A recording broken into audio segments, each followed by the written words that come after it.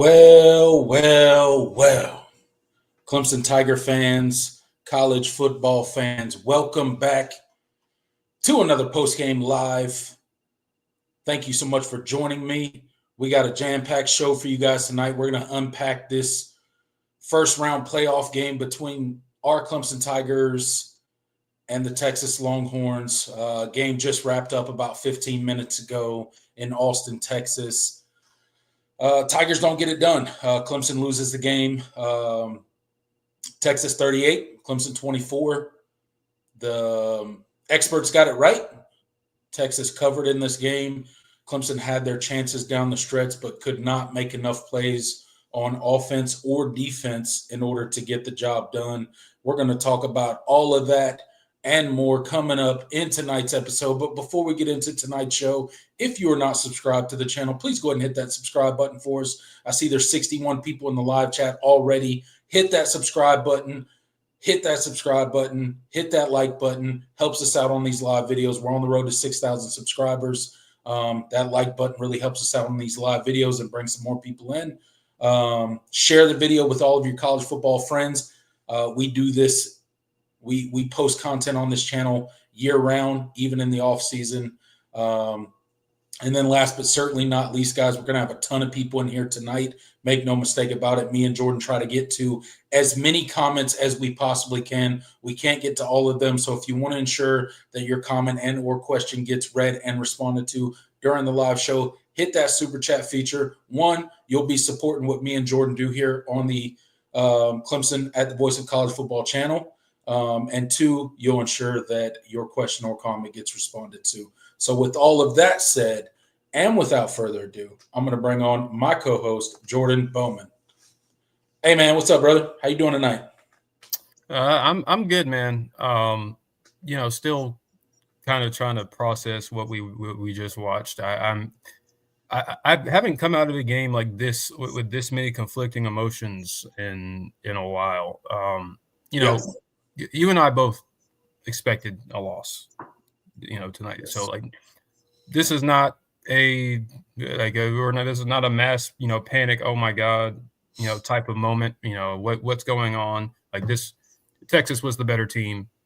We felt like that was the case going in.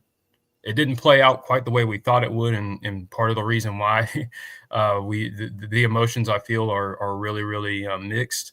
But it's disappointing because you didn't give yourself a chance in this game. Yeah. Clearly, the defense, the run defense, just that first half was abysmal. And really the whole game, but especially the first half. Like that, we knew that this run defense had been a consistent problem all season, and against Texas, who has, made their bread and butter off of, outside zone and all of that, and running at your edge rushers. Like we knew that was going to be a problem, but the fact that there was so little, resistance, was really, really shocking, to say the least. And you didn't give yourself a chance. But on the other hand, the positive feeling is that offensively, you showed life against probably the best defense you've played. Like that, far better performance than Georgia. Honestly, I thought you played well against South Carolina offensively, but you didn't punch in drives, and you didn't execute when you needed to. You played better than you did against Louisville. Really, this was one of your better offensive showings, especially when you consider the talent of the defense you were facing.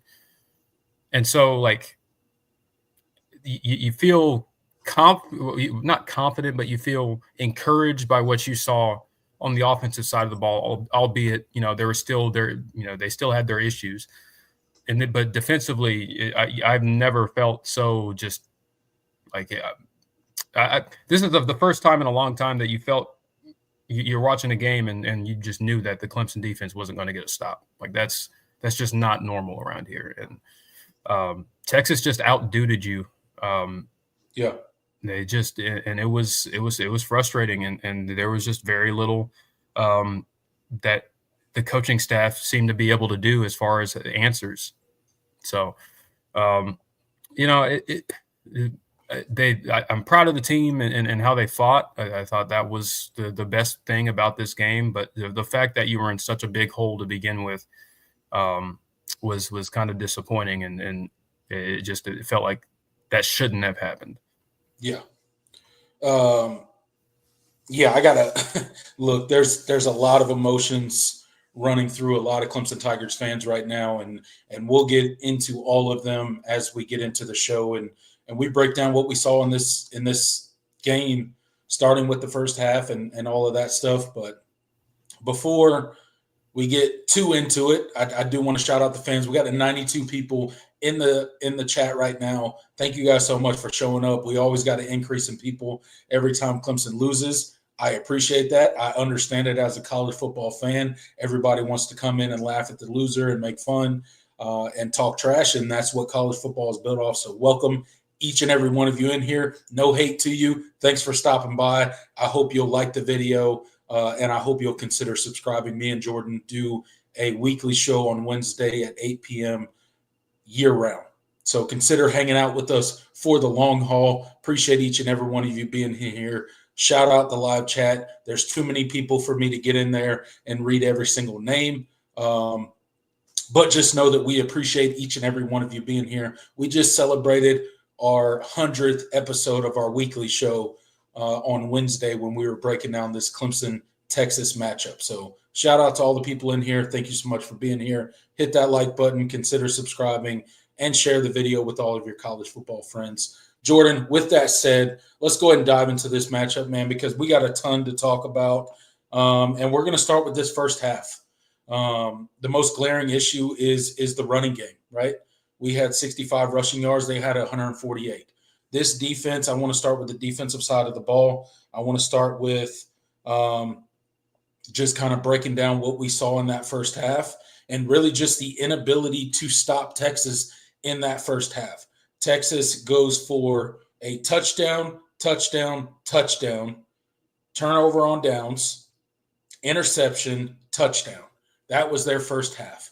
So in the first half of this matchup between Clemson and Texas, Texas was the only person or the only team that stopped Texas offense. Clemson's defense had literally zero answers for this Texas offense. Every time they walked on the field, they were moving the ball at will. They were running the ball at will. They were passing the ball at will. They were literally doing any and everything they wanted in the first half to this Clemson defense. It was absolutely abysmal. I can't remember quite a time where I watched a Clemson defense get carved up in the manner that I saw this Texas offense carve up this Clemson defense. It was truly just hard to watch as a Clemson fan. It was an abysmal defensive performance in the first half with zero adjustments and zero answers to what they were doing. They were hitting big runs. They were hitting pass plays. They were literally doing everything they wanted. Your thoughts? Yeah, I mean, you hit on it. It just the defense was just completely non-resistant. It was kind of shocking. Just the fact that they didn't get any stops. Like, we knew that what Texas did well was what Clemson's defense did not defend well all season. Those outside runs, like that's just kind of we knew that was going to be a matchup problem. But the fact that you just flat out could not get stops. You know, you had some really poor tackling, especially on the second level, and you know, just you got worked. Like they Steve Sarkisian, like you could tell that like he had studied that Louisville tape and the South Carolina tape, and he was salivating seeing, you know, our ends, especially the left side of our defensive line, seeing how they defended the run. And they game planned you to death, just all game, but especially in that first half. And you know, they have some talented backs, even with the injuries that they've had, and Texas is built like a true college football playoff national championship contending team. They had guys go down in this game, and they put them in. They put in replacements that still played at a high level. You know, they had, you know, Weisner goes down. and you get Jadon Blue in there and a little bit of Jared Gibson, and those backs are just just as talented. They have one of their offensive linemen go down, Williams, and their backup comes in and plays at a high level. It was good for them to get Kelvin Banks back too. He's going to be a top a first round pick at offensive tackle. Like that. That's just they have a really good offensive line. They're built in the trenches. Like that was very evident. But just Clemson prides itself on the defensive line. They touted themselves as defensive line university over the last decade plus. You think of the guys that have come through here, and this Clemson defensive line is not lacking in talent, but they certainly lacked size on the edges, and that was what killed you a ton. And obviously your linebackers have just not been able to play with a lot of gap integrity all season, and so that's just a really bad combination when you're trying to defend an offense like Texas. So I think that was pretty evident in this game, and it just the first half you had no answers, and that was pretty disappointing. Yeah, zero answers for this Clemson defense in the first half, and that's probably the most disappointing thing to watch in this first half, because, I mean, you come out as a Clemson Tiger team, you came out in this game and you started about as well as you could have scripted Clemson to start in this game. You go down, you have a great drive, 12 plays, 75 yards, took 6 minutes and 46 seconds off the clock, and you start out the game with a 7-0 lead. And as a Clemson Tiger fan, you're sitting there watching that and you're like, okay, here we go. We're in business. We got ourselves a ball game, right? Klubnik showed the ability to pick apart this defense, to take what the defense was giving him, to divide the football up. I think we had 5 or 6 different pass catchers on that first drive, and it ultimately ended up in the first Clemson Tiger score of the game. Unfortunately, the Texas defense pretty much followed suit, or the Texas offense pretty much followed suit and did the exact same thing that the Clemson offense did on their opening drive. 12 plays, 75 yards, took another 6 minutes and 10 seconds. So essentially, the first quarter of this game was the opening drive of both teams, essentially is what it ended up being. And then outside of that, the Clemson offense starts to struggle a bit. They punt the ball on the second drive. Klubnik gets that tip ball. It's an interception. And ultimately, it kind of goes the opposite way for a bit in that game. And the offense bogged down a bit. You got the field goal at the end, the touchdown by Texas to kind of cap it off. So you go into half 10-28 was the score when you go into halftime. And, just kind of some first half notes, some first half thoughts on the defensive side of the ball for Clemson. It was about as disappointing as it could possibly be. They looked outmatched on defense. They look out schemed. Couldn't stop the run at all, specifically that outside zone play they kept running. Eye discipline for the secondary and some of those linebackers at times was very questionable. They got distracted by that eye candy that we talked about in the pregame that Sarkisian likes to run. Some of those tips of their hand that the offense is trying to get obviously worked. Poor tackling, poor angles at times. All this stuff should sound very familiar to Clemson fans when we're talking about this Clemson defense. Wide receivers running wide open, lack of pursuit. At times we pressured Quinn Ewers, but we didn't pressure him nearly enough throughout the game. He gets extremely uncomfortable when he's pressured, and we didn't bring enough pressure tonight. We didn't make him uncomfortable in the pocket nearly enough to affect him, and that resulted in what you got in the first half, which was a 28-10 deficit heading into halftime. Now, flipping it to the offensive side of the ball, the offense was not without blame in that first half. Obviously, the offensive line was outmatched. They did not hold up like they should have in that first half. They got beat a ton by that Clemson or by that Texas defensive line. We couldn't run the ball at all. Obviously, some of that is attributed to Phil Maffa not being healthy at all. I like the wrinkle that they added from a Adam Randall. Adam Randall being in the backfield. Obviously, he broke off the biggest run of the night for the Clemson Tigers and really probably the only successful major run, explosive run of the night for the Clemson Tigers. Outside of that, I think the Clemson offense the offensive line specifically got out-physicaled in that first half. They really did. Outside of that first drive, they got out-physicaled. Now moving to special team situation. Our punter sucks, dude. I'm so glad that dude, look, yeah, no disrespect, but I'm so glad Aiden Swanson will not be kicking punts for this Clemson Tiger team come 2025. That dude is terrible. He is terrible. We might as well just go for it on fourth down at this point. He can only punt the ball like 20 yards. I swear to God, he can only punt the ball 20 yards. You're right, man. It's absolutely ridiculous. How can you only punt as a Division I punter who has been on campus for 5 years at this point? How can you only punt the ball 30 yards? I mean, we're trying to flip a field, and he just hits this lame duck 29, 30, 31-yard punt. I mean, just not a weapon at all. That's just some of the stuff I saw in the first half. You can go ahead and give your thoughts on the offense in that first half. Yeah, I mean, listen, we knew that it was going to be tough sledding for this offense coming into this game. I mean, that like we talked about it in the pregame. Texas was going to be the best defense. They're the most complete defense that you face. They are elite at all three levels of the defense. And you mentioned the offensive line. Yeah, you didn't see them just flat out get out.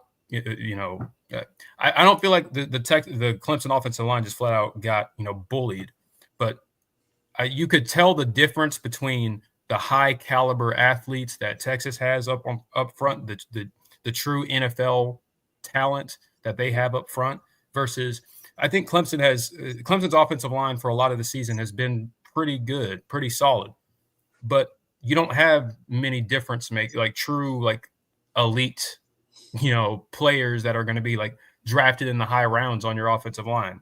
Blake Miller is probably going to be the highest drafted of this group. And, he's kind of a fringe, maybe a first rounder, but you across the line, I don't see a Tristan Lay or a Marcus Tate or a Ryan Linthicum and especially not Walker Parks with his injuries. I don't see those guys as high draft picks. I think some of them will get drafted, but not high. Texas has true, freak former 5-star athletes that are going to be, drafted in the first 2 rounds of the NFL draft. And I think that was the difference. I think when you watch them in the trenches, Clemson's offensive line could not handle Texas's speed and twitch up front. That is a very, very elite defense, elite defensive front. And they have some really, the DBs played. I thought, Clemson's receivers competed extremely well. Obviously, and you look at the box score and it will show that. And we felt like this was the best receivers that Texas would have faced. But it just when you don't have time to throw and when you're trying to take your shots, when you saw Clemson try to take shots, you got beat up front. You weren't able to buy Cade enough time on some of them, and that's the difference in big boy football. You have to be able to win those one-on-ones at least some of the time to be able to create those opportunities for explosive plays. And you just especially in the first half, you just weren't able to do that. So we knew it was going to be tough sledding for the offense, but obviously, and we'll talk about it in the second half. I thought they settled in and they had some. I think the game plan was sound for this offense, and that was this. Honestly, I felt like this was one of Garrett Riley's best called games. If we're being honest, there were some things I didn't care for, some play calls here or there that I didn't care for, but I felt like this was Garrett Riley's best called game as Clemson's offensive coordinator when you consider the caliber of defense you were facing. Yeah, I mean, look, the offense struggled today, and we're going to get into the defensive side of the ball much deeper probably as this episode goes on. But the offense was not without its struggles today. I mean, obviously, that first drive went for 12 plays, 75 yards, and a touchdown, right? But after that, it basically was non-existent for a period of time until we got a little bit deeper into that second half. Really into that second half, and you saw the Clemson offense kind of come alive a little bit. So just kind of just seeing the evolution of that offense between the first and second half, I think was a bit promising. If you're a Clemson Tiger fan, if you're looking for some silver linings to come out of the game, I think that they had the ability to move the ball a little bit better in the second half. They were a little bit more consistent. I think Cade Klubnik obviously played his butt off tonight. I think he played, we went into this game, and when we did our breakdown, Jordan, we talked a lot about a Cade Klubnik. We talked a lot about this game truly being on him. And if Clemson was going to have a chance to win this game, it was going to be because Cade Klubnik had a great night, both passing the football and probably using his legs at times. So let's talk a little bit about Cade Klubnik and what your evaluation of him was in this game. And, your I guess, forecast going forward for Cade Klubnik as far as him being the leader of this Clemson Tiger team. Yeah, I mean, I can't help but just come away with his performance and feeling encouraged. I mean, he grew. He grew up in this game, and he's been his progression from last season was already remarkable. But I thought he grew up a lot in this game too, because the big knock against him was, okay, well, he's balling against these lesser defenses, and he's putting up all these great numbers, and obviously he wasn't doing that last year, so that's a step in the right direction. But when he played Georgia, wasn't able to get much going. Obviously, the Louisville game happened. I don't think that was all on him, but it happened. And other points in this season, the South Carolina game, of course, I thought he played well, but he wasn't able to get into the end zone enough times to win that football game. So you go throughout his entire career, his first start against Tennessee did not go well. And you can name multiple games from last season that a lot of games last season where he flat out couldn't play well. So I thought he grew up in this game, and that's the one thing. If you're looking for a moral victory or a silver lining, was I thought he battled, and I feel really, really good if you're able to get him back next year. You have to feel really encouraged about the prospects of this offense with him under center, and if you can get this core this core of receivers back, obviously you're not going to have Phil Maffa next year, but and Jake Brenningstool, but being able to bring in some coach up some of the guys that have kind of been on the back burner, and getting them into the rotation at tight end and running back and receiver. I mean, this offense could be really, really good next year. And 100%. So, that's what I came away with Cade's performance. And it was not perfect by any means. He had his mistakes. There were some throws that there's some reads that he missed, but that's ball that he tried to throw away that was ultimately a fumble that Walker Parks dived on. That was 2023. That could have been a disastrous play. That was one of those plays reminiscent of the old Cade Klubnik that fans try to constantly forget, the boneheaded decisions that he makes at times. But overall, I think Cade Klubnik had an amazing day. Back in his hometown, back in Austin, Texas, back where he won 3 straight I think state titles at Westlake as their starting quarterback. He went 26 of 43 for 336 yards, 3 touchdowns, and 1 interception. The interception obviously coming off of a tip pass. And that was something the offensive line didn't do great today, as well as they did better in the second half. The first half, they were allowing those defensive linemen to kind of stop their pursuit and time up K. Klubnik's throws. Yeah, with get in the passing windows. credit to the offensive line, credit to the coaching staff for eliminating that in the second half, because that was clearly their MO in the first half. They would stop their pursuit and they would time up his passes. He had several passes tipped in the first half, one obviously for that interception, but that quickly quailed in the second half, and they got that stuff fixed. So shout out to them. We do got a couple super chats, Jordan, to get to before we continue with our show. Shout out to V1 for getting in here and getting a $5 super chat. Thank you so much for joining the show. He said, first round blowout loss. Who could have predicted? Well, a lot of people. There was a good amount of people that did predict this, and in some ways it wasn't quite as bad as it could have been. So, but yeah, Texas was the better team. They were. It was clearly the better team. Texas was clearly the better team tonight. They clearly were superior on the football field. I think I think you can somewhat hold yourself, you hold your head high as a Clemson fan, knowing that this team did not quit. They fought to the very end. They tried to bring it back and ultimately win the game. And they just didn't make enough plays.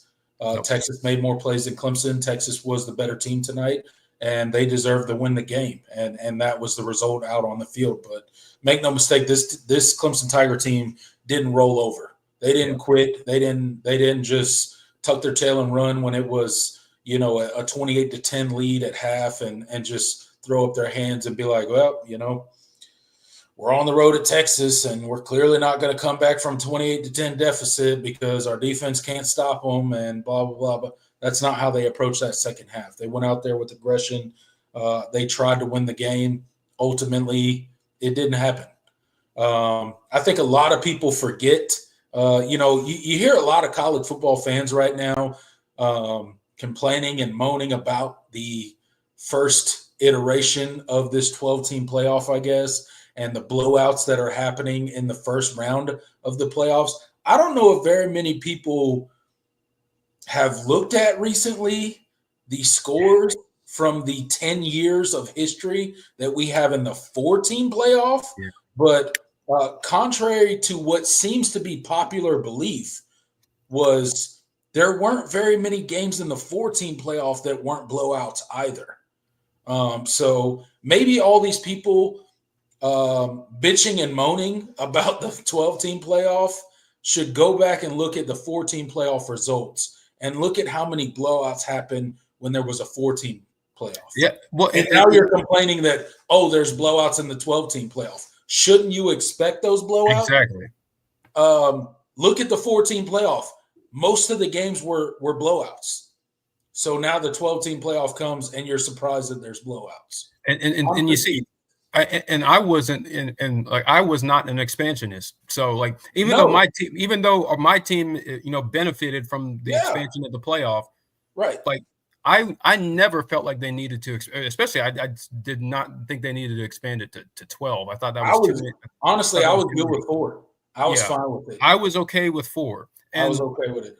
And the thing is all these people that were clamoring about, just it gives more access to the rest of college football.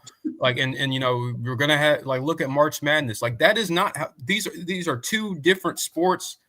The better in football, the better team, the team that's more talented, that has better players, is going to win 90% of the time. Also, why is everyone sitting here on the first round of the playoff Saturday and considering themselves just gobsmacked and in awe because every team that was favored and every team that's a home team has won so far? Are you really surprised? Yeah. There's a reason they're the higher seeded team. There's a reason that they're playing at home. What are we doing? They had this delusion that Cinderellas were going to become commonplace. Why are we pretending like this is such a surprise that the team that's going on the road to whatever team stadium and is the underdog is losing games? I mean, it's amazing. Like college football fans truly do amaze me sometimes. And the stuff that they get riled up about, Bama wouldn't have got beat that bad. How do you know that? How do you know that Alabama wouldn't have got beat that bad? How do you know that South Carolina wouldn't have got beat that bad? What proof do you have? Did they not go out there and lose 3 games? Did they not go out there and lose to Vanderbilt? Did Alabama not go out there and get blown out by Oklahoma? Ole Miss who's better? Losing to 4-8 Kentucky. Who's better, Texas or Oklahoma? You tell me, which team's better? Texas.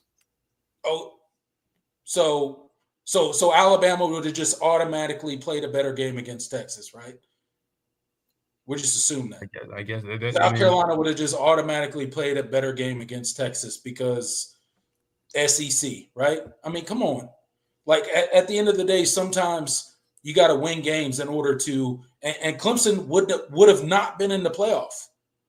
They would have not. Look where they were ranked. They were ranked 16th. I'm not making excuses for Clemson.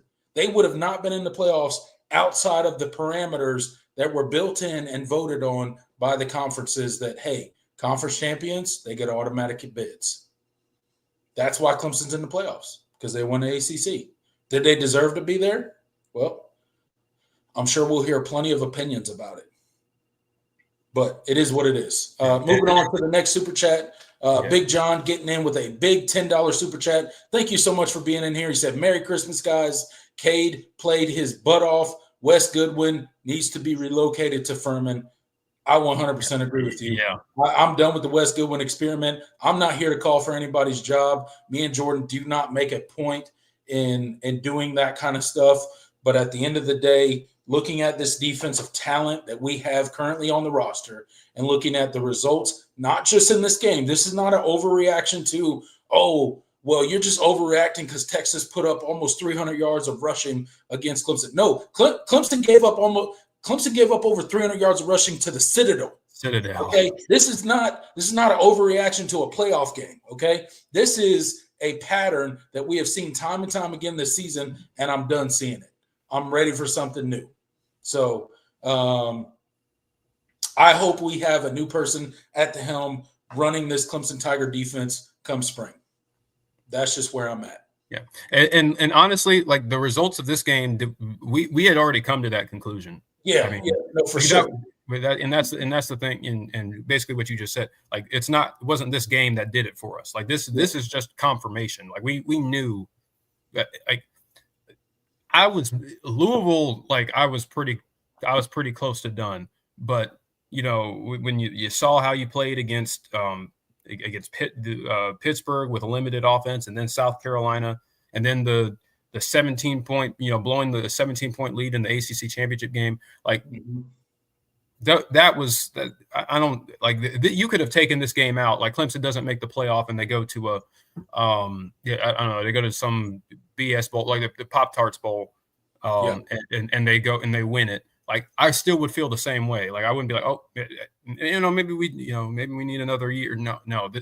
The way this defense played this season was absolutely unacceptable, and you could far cry from anything that you should expect with the amount of high caliber recruiting talent that you have on your defense. Just flat out shouldn't have been this poor.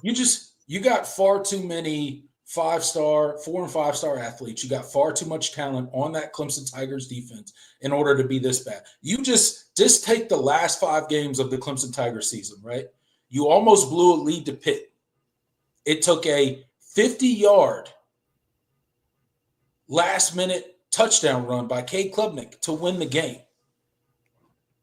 And then, then you move on, right? You win that game, okay? And then you got, the Citadel, where you give up 300 yards of rushing. Terrible against the Citadel. A terrible team, by the way. Like a team that wasn't good in their own conference. Nonetheless, be able to stand up against the likes of Clemson, right? And then you blow a 10-point lead to your rival South Carolina. And then you blow a 17-point lead in the ACC championship game to SMU, ultimately getting bailed out by your kicker. And then tonight. So 5 games in a row, this defense has put up poor performances. And those aren't the only 5 examples this season. Those are just the ones that happened the most recently. Yep. Just it's not acceptable, man. And you know, it's there are teams with less talent defensively than Clemson that were able to at least slow down Texas's offense more than you were tonight. Like it's not a talent issue. Like that's you're flat out just you're not being coached well on that side of the ball. And that just needs to change. That needs to change. You're muted. Yeah, absolutely. So, Big John, thank you so much for the $10 super chat. Appreciate your super chat. But Jordan, let's go ahead and dive back into our breakdown of the Clemson Tiger performance tonight, and let's kind of transition to the second half of this game. And how did you really see Clemson come out of halftime? Obviously, it was a 28-10 deficit at half. Clemson Tigers it was looking pretty bleak.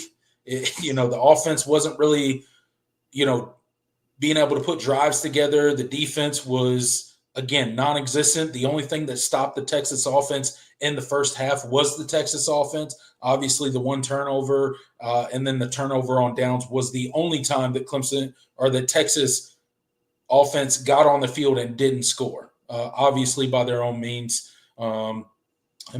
You can credit the Clemson defense for standing up in the red zone and stopping the Texas offense. But at the end of the day, those 2 drives alone in the first half were the only 2 times that Texas did not score. Now, and it's not even just that they did, they scored. It was just it was so effortless, and that was that was just really disappointing. Is that they got whatever they wanted. Like there was. Even on the drive where you got a sack, Trey Williams gets that sack. Great, just he beat his man one-on-one. Fantastic play. Got home. The one was that your only sack of Quinn Ewers on the night? I believe so, if I remember correctly. But I'll tell you. Just give me a second.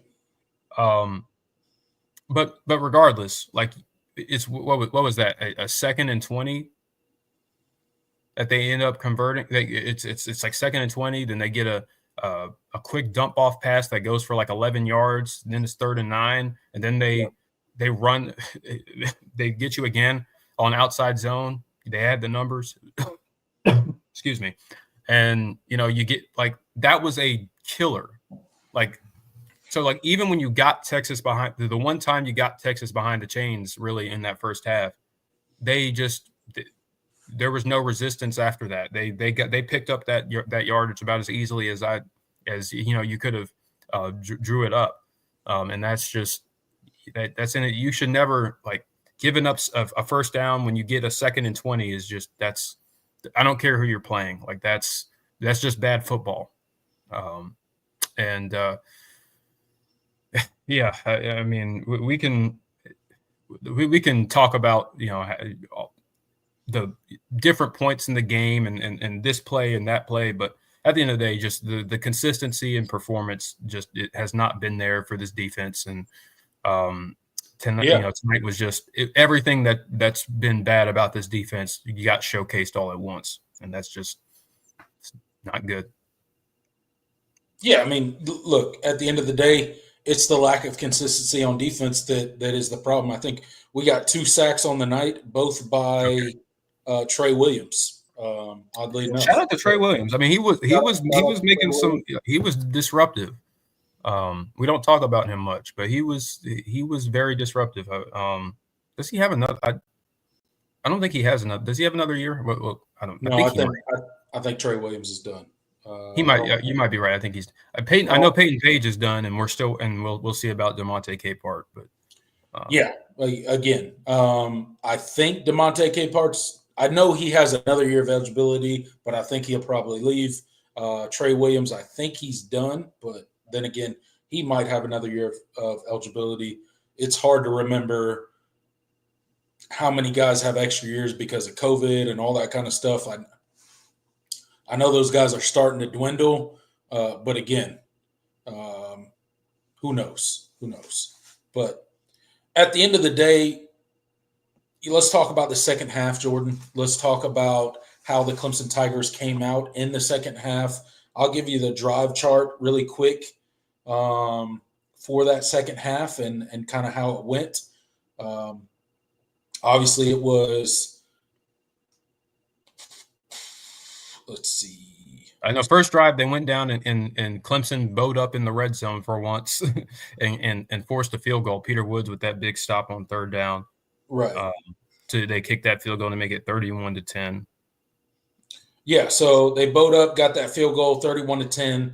Clemson then punted, so they went 5 plays, 12 yards, punted the ball, and then the defense bowed up again, forced a punt. Clemson goes down 4 plays, 55 yards, and scores a touchdown, making it 17-31.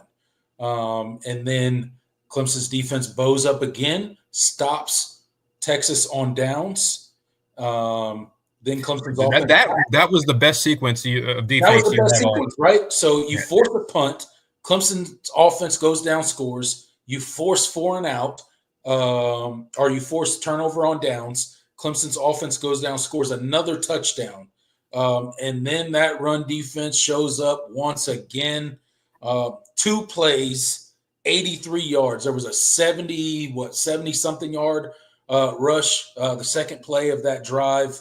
Yep. And as a Clemson fan, that's kind of when you knew, like, we're not going to be able to complete this comeback because you felt pretty good after that. After that sequence of forcing a punt, touchdown, forcing a turnover on downs, touchdown, it was 31-24. It was a 1-score game. You were hoping that the Clemson defense would go out there and get yet another stop, and you could knock this thing up right in the fourth quarter and really put that pressure on that Texas offense. Instead, they break a 70-plus yard run, and they stretch the lead back to 14.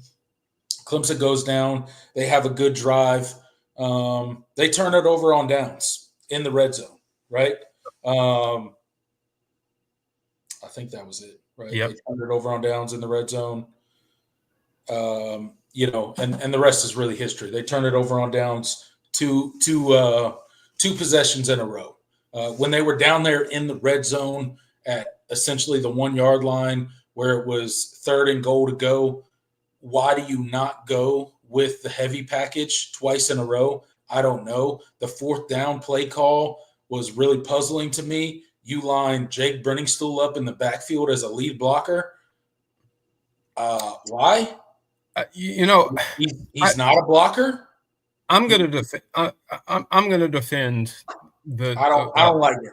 I don't like it. But I don't care. I don't care for. I'm going to defend it a little bit because I do think like they were trying to get an extra man. They knew they were not. They couldn't just put a hat on a hat and win up front.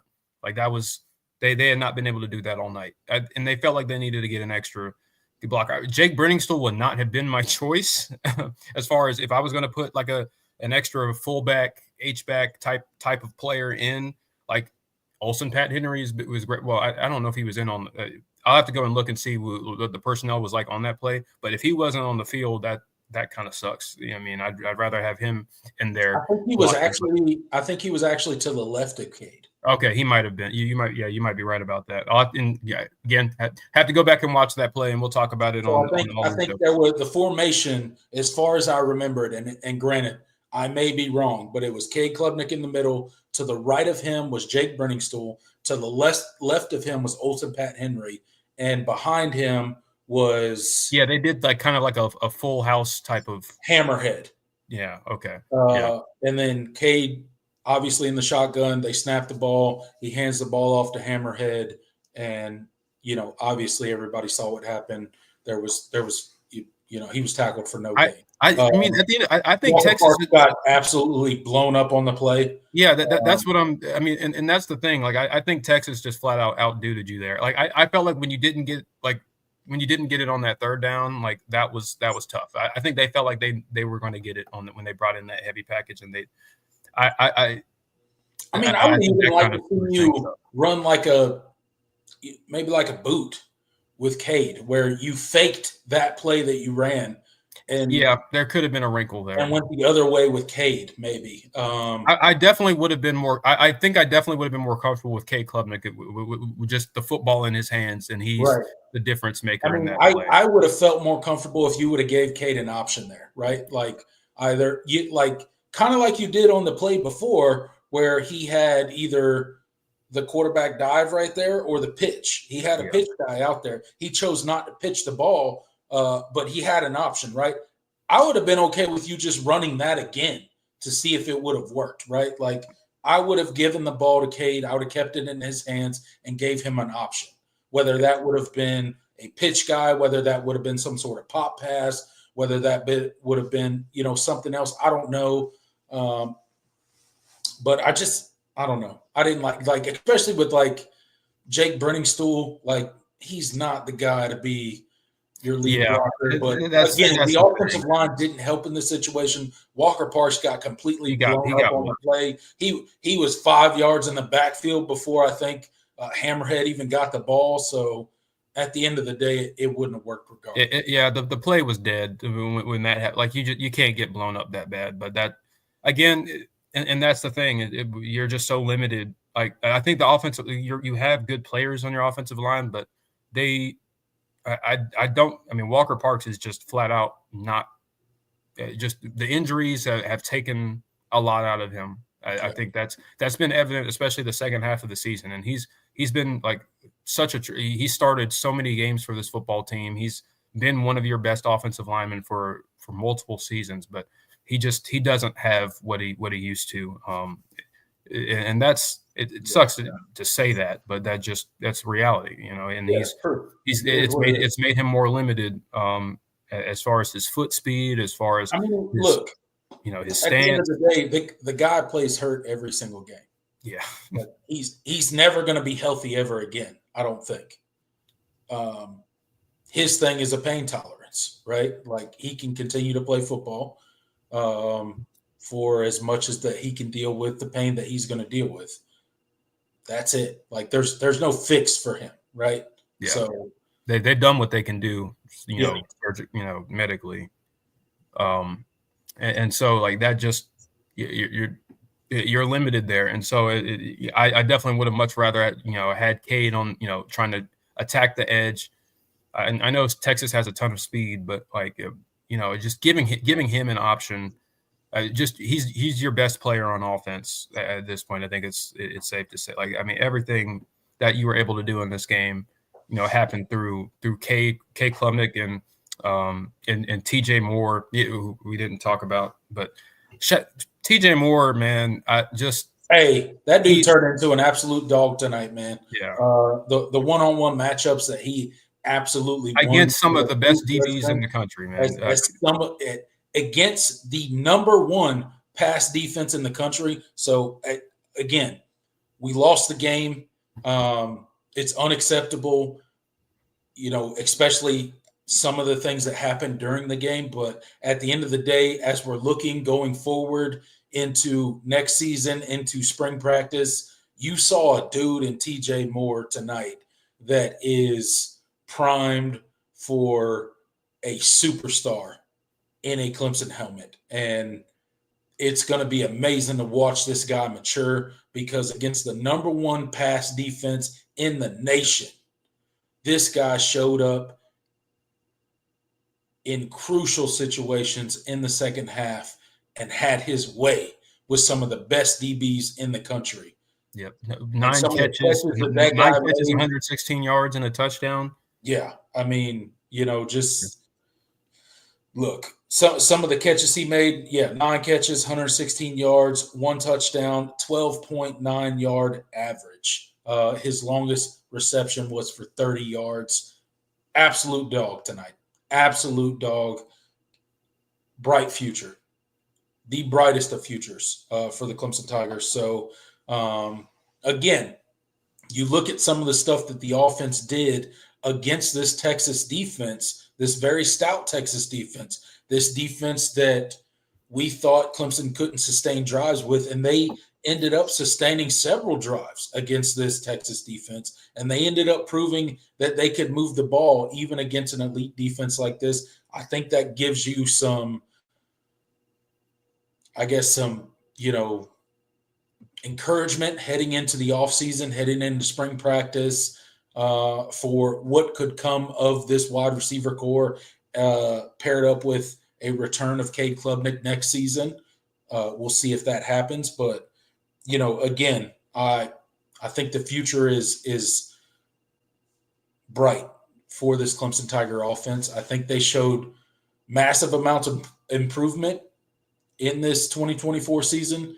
It was not to the level all the time that we would have wanted it as Clemson Tiger fans. Obviously, there were high highs and low lows for this Clemson Tiger offense, but I think you finally saw them show up against a really elite defense and show that they can still get it done against the best of college football.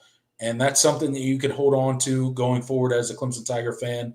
As much as this loss sucks, as much as it hurts, as much as a lot of the performance was unacceptable tonight, there is some certain things that you can take away and be hopeful about going forward. Absolutely. And we'll see. You have a couple of guys that are going to have some decisions to make. Well, really, two major ones in Klubnik and Antonio Williams. But we'll see kind of what decisions they decide to make, because both of them are draft eligible. Obviously, Phil Moffa is gone, and Jake Brenningstool is gone, but and of course the offensive line as well. Blake Miller. I think those are the three key guys that you're wondering about. Marcus Tate is done. Actually, yeah, he is done. Yes, he is done. Yeah. But everybody else along this offensive line can come back. Yep. Just we'll see kind of what the. But I mean, you get on the offensive side of the ball alone, as far as I think guys that can come back but might not. Obviously, you got a Blake Miller, you got Cade Klubnik, you got Antonio Williams. I think that's it. Those are kind of three key guys that in the coming days and weeks, Clemson fans, if you're looking for who to pay attention to in the coming days and weeks, it's those three guys, right? It's Blake Miller, it's Cade Klubnik, and it's Antonio Williams. If we can get those three guys back, that is a huge win for this Clemson Tiger team heading into 2025. But Jordan, let's wrap up this Clemson versus Texas breakdown, if you will, with kind of the keys to the games that we gave during our preview and how Clemson graded in those keys to the game. So I know some of the keys to the game that I gave in our breakdown back on Wednesday was win the line of scrimmage. Absolute fail. We did not win the line of scrimmage in any way, shape, or form tonight. It is what it is, right? It wasn't even like a stalemate. I would have taken like it. It was like we lost the line of scrimmage and it wasn't close, right? So we can go ahead and say that stopping the run, major fail. What did we give up for rushing yards? What did we give up for rushing yards? Hold on. If it didn't get to 300, it's a miracle. It was pretty close. It had 292, so almost 300 rushing yards. We gave up 6.1 yards a carry tonight. 6.1 yards a carry this defense gave up. 291 yards on the ground. 494 yards of total offense this defense gave up. And if you take out the two sacks, it was 300 yards rushing. Facts. So absolutely, because college football takes sacks away from rushing yards. So this Clemson defense again gives up over 300 yards of rushing. So win the line of scrimmage, fail. Stop the run, fail. Create turnovers, fail, because it was a push, right? We did Yeah, not create win the turnover margin. Yeah, you did. win the turnover margin. We did not. It was a push. Cade Klubnik having an awesome game, right? Like I just put the word Cade, right? Cade Klubnik was going to be a catalyst for this game. I think he absolutely Cade delivered. I Cade think delivered. Cade gave you a winning performance. I think Cade went out there and played a winning performance tonight. Obviously, it didn't end up in the Tigers' favor, but like, how much more of you could you have expected from a Cade Klubnik? I don't think very much more. Against this defense, he was not without his mistakes and his faults in this game, and you know he sometimes held the ball too long, took some sacks there that were 100% on him and not on the offensive line. But at the end of the day, he played out of his mind. He tried to will this team to victory, ultimately fell short. And then I put the young running backs, what impact would they have on the game? Pretty much zero impact outside of Jarvis Green. With that little that little route into the end zone. Cade Klubnik hits him. Shout out to him for that. His first touchdown that was cool, as a Clemson Tiger. That's amazing. I did not expect that. But I also didn't expect the Adam Randall wrinkle. Yeah, no. Out of the backfield. Didn't expect Clemson to do that at all. I thought he was going to break that run. When he broke that tackle, I was like, oh, yeah, man. Okay. He had. He had some burst, man. I think he ended up with 4 carries for 44 yards, and that one run I think was for 41 of the 44. Yeah. So it wasn't very successful after that.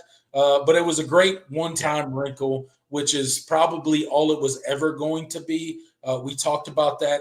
Apparently, Dabo in the post game said that this is going to be a permanent change. Oh, yeah. So Adam Reynolds, based on what I saw in the comments earlier. Okay, all right. Obviously, we haven't had a chance to listen to the post game interviews. We'll go and watch, Dabo and the rest of the players. But apparently, this is a permanent switch that they're going to make. He's got the body. He's got the body to be a running back. He's got the athleticism. He's got the speed, I think. So that'll be interesting.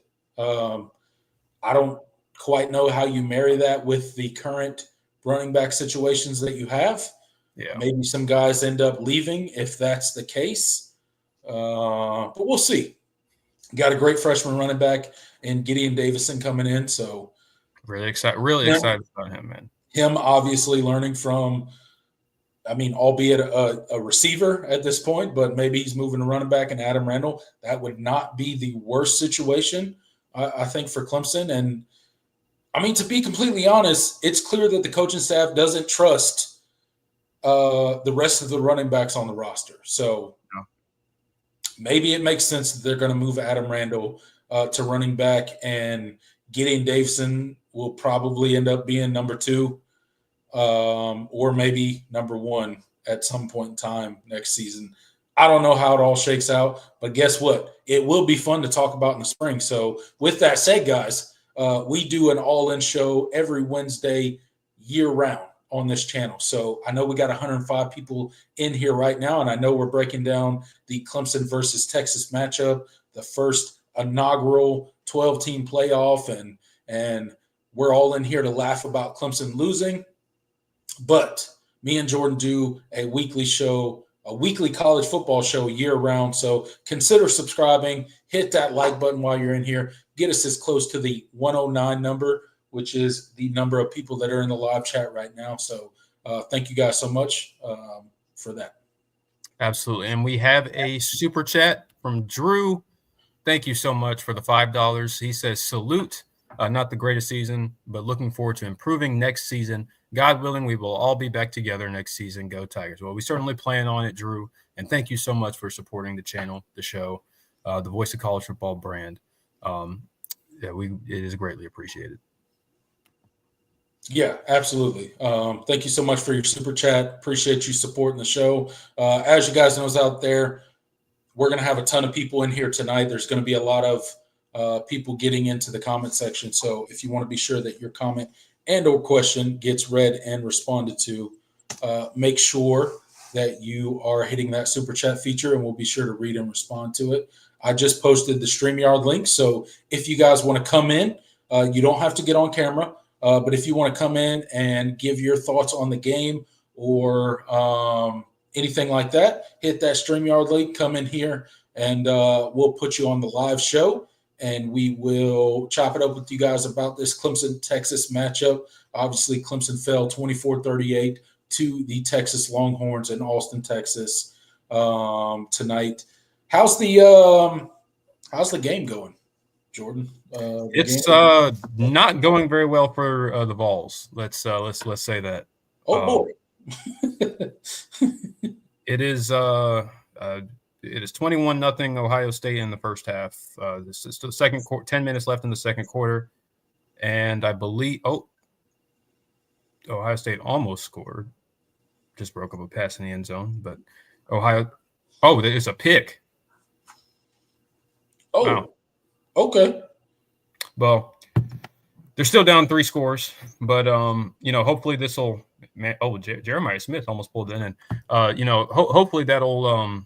So as of right now, it looks that every team that was favored to win is going to win in the first round of the first 12-team college football playoff. And Clemson might end up being the I guess technically Indiana was the closest by point total, but that game was never. I mean, there was never a point in the game where Indiana got back in it. Like they scored a couple late touchdowns. Yeah, I think by closer you mean Clemson had a legitimate shot in the fourth quarter of this game where it was a distinct possibility that we might come back and win the game. Yeah. Obviously, it ultimately did not end up. That lasted for about 5 seconds. But yeah, it lasted for about 5 seconds when Clemson got stopped on the goal line, and then Well, no, but it ended essentially on that 70-yard touchdown. Yeah. But yeah. Hope was still alive on the goal line. Yeah. But essentially, yeah, it was the drive before when they doused us with that 70-plus yard touchdown run. Yet another explosive touchdown run that the Clemson Tiger defense gives up. But to all the Texas people watching, I'll just to say like, man, that those backs, man, they're going to be special. Jadon Blue, I know he had issues. He had issues with fumbling early in some previous games, but man, that combination of speed and size, like that's a pretty rare combination. That's a special back right there. If I was a neutral observer, I would have enjoyed watching him run. Like that was special stuff. And obviously Texas's offensive line, they're experienced, really talented. When we talk about our frustrations with this run defense, like it's not taking away credit from Texas because they absolutely outplayed Clemson in this game. But you would if you're from a Clemson perspective, would have liked to have seen at least some resistance in this game. Yeah, absolutely. It's hard to, again, everybody's got injuries, everybody's got situations they're dealing with, but man, the second half of this season without a healthy Phil Maffa, I think that affected this Clemson offense a lot more. And we'll probably get into it as the offseason goes. And again, Texas fans, if you're in here right now, or other fans, if you're in here right now, I'm not trying to make an excuse as to why Clemson lost to Texas at all. I'm talking Clemson football right now. I'm talking about our current roster. But I think an unhealthy Phil Maffa for the back half of the season, it really affected Clemson in a very negative way. Yeah. Because it was clear that there wasn't a single running back, including Jay Haynes, that was ready behind Phil Maffa. And maybe that's an indictment on the coaching staff. And we'll probably talk about that as the days and weeks come. But that's something that probably needs to be addressed in the offseason as to why was Phil Maffa the only guy that could get the job done? Because clearly that was the case. Yep. The only guy effective out of the backfield today was a wide receiver that you moved there for some special plays. And that's unacceptable. That literally at a program that is to the level of a Clemson. And look, I know those people are out there that are like, well, Clemson isn't what they used to be, and you're 100% right. But the fact that we had to move a wide receiver to running back tonight to spurn any sort of ground game is unacceptable. Yeah. When you got the recruiting that Clemson recruits at, when you got, the guys that we got on the roster, like, what's the problem? Is it a development issue? Is it an evaluation issue? What's the issue? There's clearly an issue. Which one is it? I don't know. Is it coaching? Is it development? Is it an evaluation issue? I don't know. I don't know which of the three it is, but it's one of them. And that's got to be addressed because it's kind of scary that you're thinking about moving a guy from wide receiver. And no disrespect to Adam Randall, I think he could probably turn into probably a really good running back for Clemson. But that still says something about the guys you've brought in and the development at Clemson. Why aren't those other guys ready? Why couldn't you trust them to come in the game tonight? Because clearly you couldn't. If you could, Phil Maffa would have been sitting for 3-4 weeks during the season. Instead, he was toughing it through with a torn labrum that he's going to go get surgically repaired probably sometime next week. I don't understand. I don't know what's going on, but there's definitely question marks. Yeah, 100%, and that's something that needs to be, like you said, that's something that needs to be evaluated. I think Dabo is going to take a hard look. I making the playoff, winning the ACC, like I don't think he was satisfied with how this season played out, and I think all aspects of this team, the staff, this roster, the infrastructure is going to be looked at, and I think it's already been evaluated. I mean, I think the portal additions that you've made are at least a sign that that they are doing some heavy evaluation of not just the coaching staff, but the roster and the makeup. So we'll see what the plan is, moving forward. But yeah, it's disappointing that you didn't have any running backs capable of giving you something in the run game, where you felt the need to move, Adam Randall at that position. And let's shout out to Jarvis Green. Like that was a really fun moment. Like great play call, great route, great play call. Great throw by Cade. Just put it right on the and that's something that Jarvis Green did really well in high. Like he was a very good receiver in high school, but no disrespect to him, I don't think he's ever going to be the answer there. And you saw David Ezeamume, oh my God, Ezeamume at times in this game, but he didn't give him the football. He was out there as maybe a decoy. He ran. I think he ran a couple of pass routes. I have to go back and watch all his snaps. You gave Keith Adams Jr. A couple of runs in some short yardage situations, but it was clear like the run game was not going to be a part of your main offense, and that just that shouldn't be the case when you have it should be the case that you have one back that can give you what you need in the run game. Especially when you look at your opponent in Texas, who already had injuries at running back, C.J. Baxter being out all season, and you get Quintavious, I don't remember, Wisner going out during the game. Hope he's okay, because it didn't look like he was able to get back in there.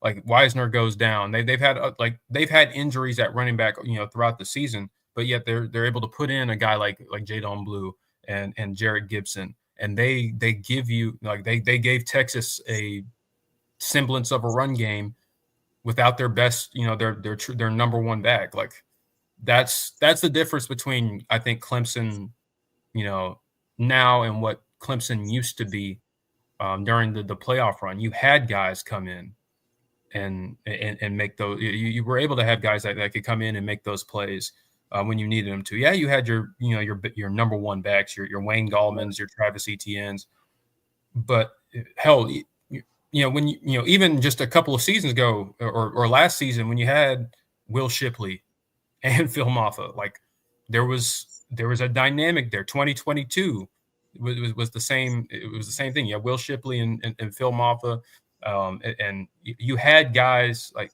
you had some depth there, but now that's the difference between what Clemson used to be and what they are now, and that needs to be addressed, moving forward. Yeah, no, agree with everything you said. It's obviously going to have to be addressed for the Clemson Tigers moving forward, and I think that kind of sparks, and we'll save a lot of this to next week, but it sparks the conversation of where Clemson goes going forward. Do they need to fill some more gaps via the portal? Do there need to be some voice changes in the rooms, in the various position rooms, in the various coordinator rooms? And by that, do I mean do there need to be coaching changes on the staff? I think, if I'm sitting here being honest as a Clemson fan, and again, this is not an overreaction of losing to Texas. If you go back to our prediction show, we predicted Clemson to lose to Texas. This goes back to a more pressing issue that's kind of been happening all season, and I think Dabo Swinney's going to evaluate this staff at every single level.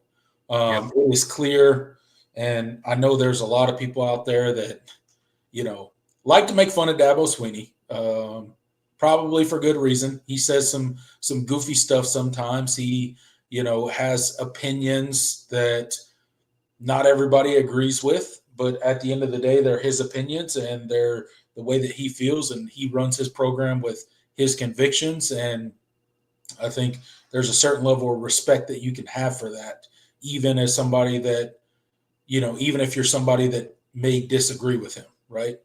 With that said, Dabo Swinney is a fierce competitor. He's a guy that hates losing. He's a guy that wants to win national championships. He's a guy that wants to win ACC championships. He's a guy that wants to win state championships, all of the above. He's a fierce competitor. So if you think that he's just going to sit here and try to tear down the program that he has built, I do not believe that. I don't believe that. And look, I know Dabo Swinney may have been slow to some change from our perspective, or may have been living in the past, quote unquote. But at the end of the day, I don't think you find a more fierce competitor than a Dabo Swinney. And I think he's going to evaluate his staff in a very real way. And the people that he thinks cannot measure up, he's going to get rid of. And he's proven it in past seasons that he will absolutely do it. And I know the lazy narrative out there is that, Dabo don't like modern college football, and he hates NIL, and he hates the transfer portal, and, the only coaches he ever hires are his buddies. It's just not true. It's a lazy take, and it's not true. Has he hired people that he's had a previous relationship with? Yes. Have they all worked out? No. Has he fired them? Yes. Former players, fired them. Former friends, or not former friends, but friends, fired former players, fired people that he's close with, because at the end of the day, I think he wants to win at the highest level. So that's just my opinion. So we'll see what happens with the coaching staff going forward. It'll be interesting to talk about and watch as we go through the next coming days and weeks. Yeah, I think you hit the nail on the head. And listen, when you could see the look on Dabo's face during that halftime interview. Just he was pissed. He was fed up, man. He was pissed by that defense. He said, we just can't stop him. We're going to have to go in here and have a conversation. Yeah. That's what he said. The shortest halftime interview in Dabo Swinney history, maybe. Yeah. We can't stop him on defense. I guess we got to go in here and have a conversation. That's what he said. Not the first time that he's kind of tilted his hand in a certain direction. Yeah. I don't know. I'm just saying. I think the writing's been on the wall for probably 4 to 5 weeks at this point. Yeah. I think Dabo has his mind made up on what direction he's going to go. Yeah. It won't be too long. And you Dabo haters better be careful, because who he goes and gets, you might not like. Yeah. I'm just saying.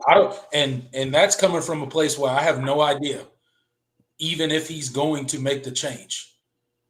But I have full faith if he does, he's going to go get somebody that is highly qualified for the position. Yep. I 100% believe that. And if I'm wrong, I'll come on here and say I'm wrong.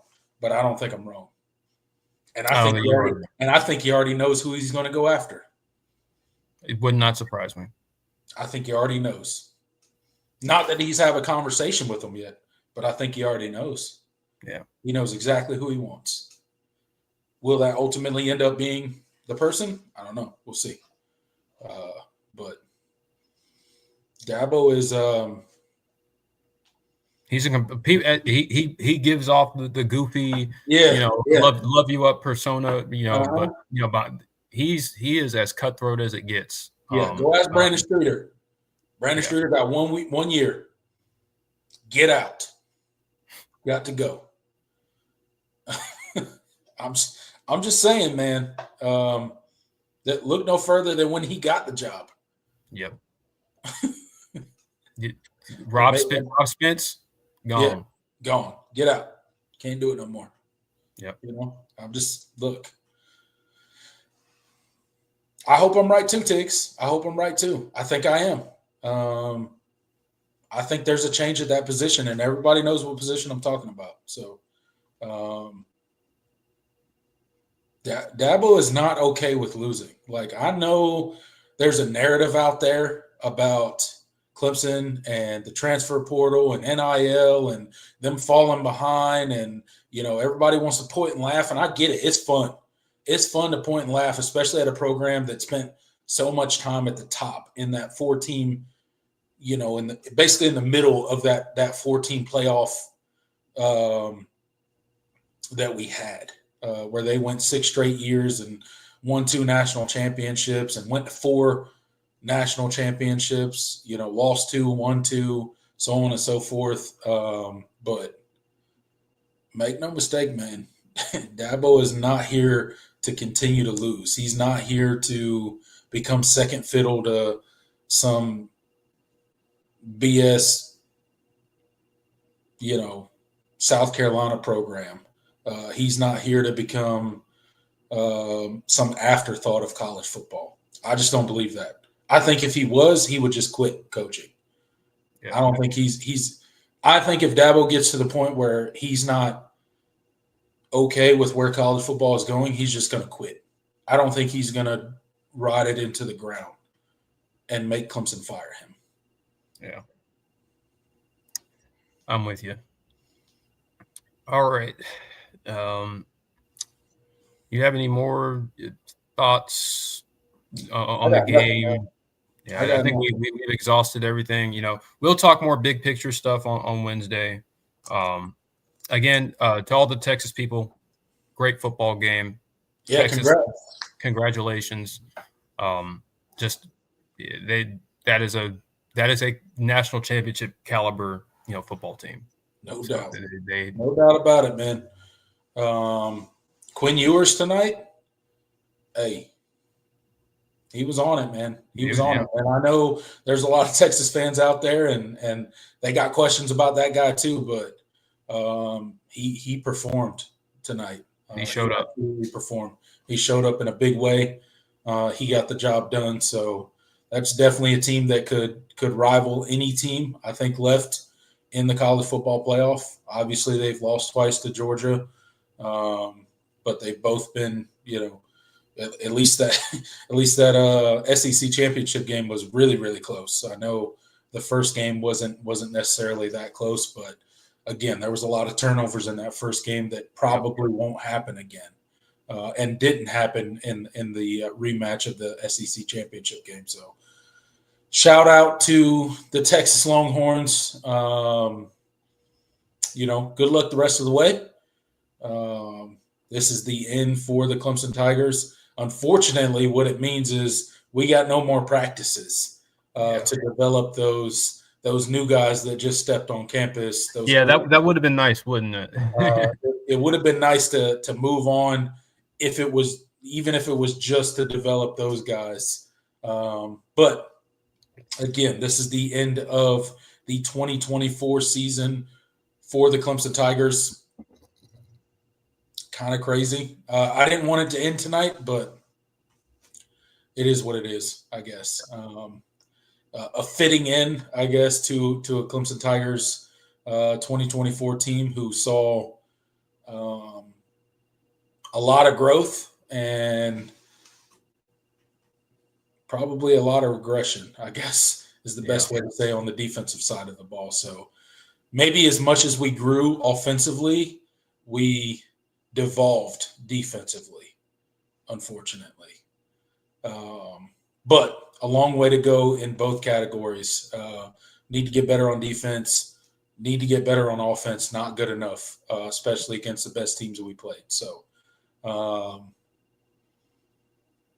yeah, big picture stuff, we'll save it for Wednesday. Absolutely. All right. We're going to take a little bit of time. There's so many of you guys. We got a ton of comments. Before we get into the comments, Jordan, let me shout out a couple things for the Voice of College Football. Make sure you guys are checking out the Twitter account for the Voice of College Football, the best discussion, debate, and analysis without an off season. I've already told you that me and Jordan do a weekly show, 8 p.m. every Wednesday throughout the off season. So do not sleep on the Voice of College Football. Go follow the X page, the Voice of College Football Network, for all of your college football needs. And then also the Amazon link. Make sure you guys are using the Amazon link. I know a lot of people are doing their holiday shopping. In the description of this video, we have an Amazon link. It doesn't interfere. It doesn't change any of the shopping experience that you have on Amazon. It simply gives a kickback to the channel if you use our Amazon link. So please do that. Also, if you're looking for a last-minute gift for that college football fan in your family, disputed national champions, college football's historical 1990s reset, written by our very own Mark Rogers. Goes into the world of college football, the championships decisions during the 1990s, and that pivotal decade that reshaped the sport that we all know and love. Go check it out. I promise you guys won't regret it. And whoever you are getting it for, if they love college football, they will absolutely love it. You can get it for $9.99 on Amazon right now. Make sure you use our Amazon link. You can also get it for 99 cents on the Kindle app, should you have that. Yeah, absolutely. Make sure you guys are checking it out. It's it's a short read, so but it's chock full of information. So if you're a college football historian junkie, I think it's the book for you. Absolutely. And we'll be right back after this message. College football is even more exciting with some action on the line. And the games are even better when you're cashing in. And the Voice of College Football is the place to be to get the greatest value. Let's start with my picks. 75% against the money line, 58% against the spread. I've got a 40-year track record. In fact, in 2023, at $100 played per game, you would have netted over $9,300. And guess what? I'm just the warm-up act.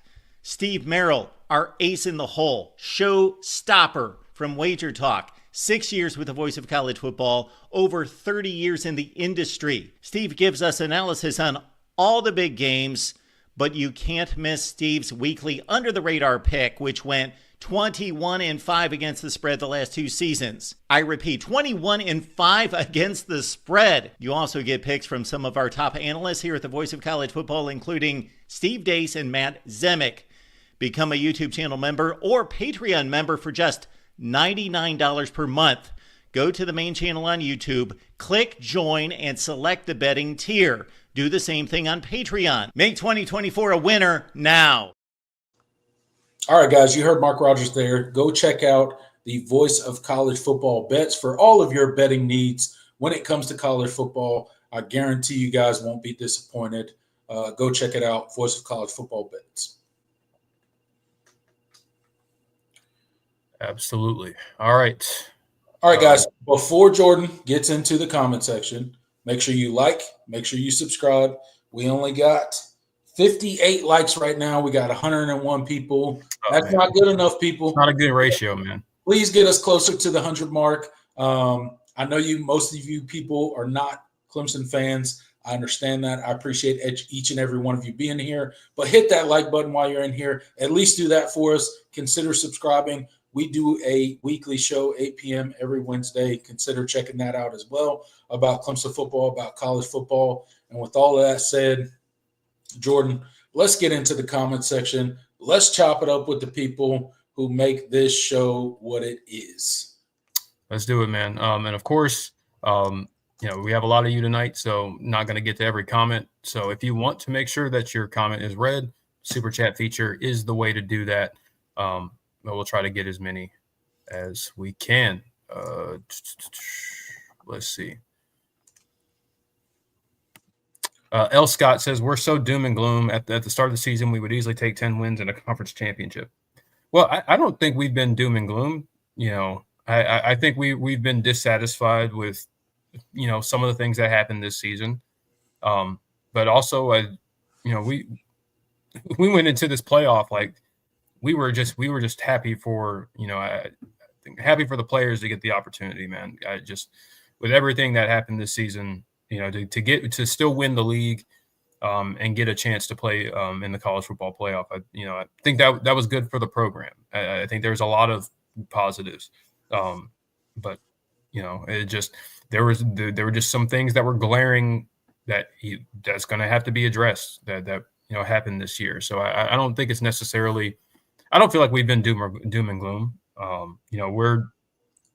We've been certainly had our negative streaks. But I like to think we're pretty fair with how we evaluate and measure our takes on this program. I think it just the reality is a lot of aspects of this season weren't good enough, but there were a lot of things that were really exciting, and so you have to be able to marry those two, and that's hard. But we in a loss, you're going to talk about all a lot of the negative stuff, but on the whole, this wasn't a bad season by any means.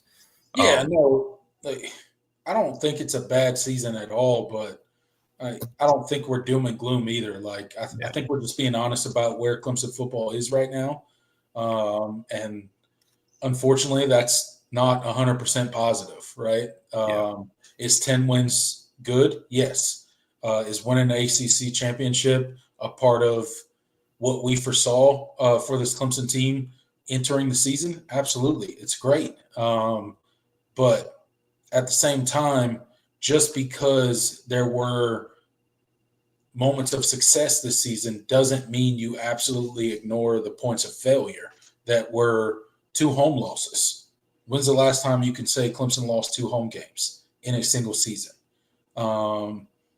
And although that's not the end-all, be-all, and although Clemson went on to win the ACC and put up a fight against the Texas Longhorns in the first iteration of the 12-team college football playoff, and that's all great, but it doesn't mean that we don't point out the shortcomings of this particular team or some of the things that need to be fixed going forward. which is what we'll probably do in the coming weeks. And I don't count that as doom and gloom. I count that as, just being a realistic fan and talking about, the things that you hope that get better for the next season so that we can not have 10 wins, so that we can have, 14, 15 wins next year. That's the goal, right? The goal is to get better. The goal is to be the best program in college football. And that's why we point out the shortcomings, not in order to be, just pessimistic for the sake of being pessimistic, right? I think our criticisms are always in the spirit of we hope that the Clemson Tigers correct those things and ultimately get better and get back to being the standard of college football that we were for that period of time. I couldn't have said it better. Let's see. Abito says, I was shocked to see halftime adjustments, though. Yeah, I mean, I do think they adjusted well. I thought the defense, I think in that third quarter, that was certainly the best, that they played. They added an extra defensive tackle. You had, Peter Woods and DeMonte Capehart and Peyton Page out there all at once, and Trey Williams. You had some combination of them just to get some more beef up front. I thought, that was good, and I think it made Texas a little bit more hesitant to run the football. I think that's why you saw them throw it a little bit more. Yeah. You certainly were playing the run a lot better in that third quarter. So, I mean, I thought, that was a good adjustment. Of course, it didn't end up, mattering. And, of course, you gave up rushing yards in the fourth quarter. But there were adjustments. And then offensively, they found some things going in the passing game. Cade was sharp. He made some really high-level throws, man. Some of them throws to DJ Moore on the sideline, I mean, just dropping them in buckets, man. Just dropping them in absolute buckets. That throw on the deep over to Jake Brenningstool, where he had to float that perfectly over the DB. Beautiful ball. That was a beautiful ball. Yeah. You see the arm talent, man. He's got it. Cade Klubnik has the ability to be an elite quarterback in college football. Has he always played that way, even this season? No. But if you look at last year's Cade and you look at this year's Cade and you can't tell a difference, I don't know what to tell you, man. This dude has immensely grown. And because of the way that he talks in the media and because of the way that he's at least said that he is personally as a football player and as a quarterback, if he comes back, he's going to be even better next year. Because the way that he attacked this offseason, I expect him to do the exact same thing next year, should he come back. And I know that's not 100% that he's coming back. I expect him to come back. It appears that he's going to come back. But I guess he could leave. That would not be a good thing for the Clemson Tigers. No. But I expect him to attack the offseason with the same intensity that he did this past offseason. And if he does that, I mean, sky's the limit for him next year. You see his ability with his legs. You see the arm talent at points and times. The game is just going to get slower and slower for him. So if he comes back next year, I can't wait to see the evolution of Cade Klubnik as a senior. Absolutely. We have a super chat, $10 from JT. Thank you so much. He says, I really hope Dabo gets rid of Goodwin, but I'm not holding my breath either. Also, Clemson soccer, best in the country, but we can't have a decent punter. Yeah. That's crazy, ain't it? It is a great point, man. How many national championship trophies do we have on the soccer team? Like three? Four, I think. Four at this point. Can't get a punter, though. I'm with JT on that. Thank you for the $10 super chat, man. Really do appreciate you. I do think the change happens, JT. I do. I really do. I do. I think it's going to happen. I might be wrong, but I just think it. I think I'd be more surprised if it doesn't happen than if it does. Me too. I'll put it that way. It just based on precedent and how just after every game and after every poor performance, Dabo has kind of talked about, everything. I just very clear and how he's been on the sideline during games. Like he's not exactly defended the defense this year, no.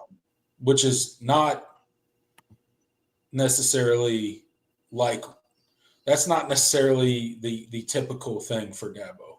Typically, he defends things. That's not really been the case, especially the back half of the season for the defense. And I don't think that has to do anything with the players. I think it has to do with the staff over there. Yeah, but we'll see what direction they go, and of course we'll talk about it if we're wrong, and yeah, for sure. Look, we'll definitely have some thoughts. If you guys know anything of me and Jordan, is we don't run from any takes that we have here on the show. So we'll always be here, no matter what. Win, lose, bad take, good take, we'll be here. Yep. No doubt about it. David King says Goodwin reminds him of Shane Gillis. I don't know. I feel like Shane is a lot more. He's a lot more personable in front of a microphone. That's for sure. That's funny. But I see the comparison though. I know what you're getting at. Yeah, no, JT, you're right. He says Wes Goodwin is a good guy. I just don't think he's right for Clemson right now. 100%. Yeah. Yes. Absolutely. Absolutely. All right. Let's get some more recent ones. Els King said the Citadel game was what did it for him. Yeah. That was embarrassing. That was pretty pathetic. Oh yeah, 300 yards to the Citadel. Yeah, for sure.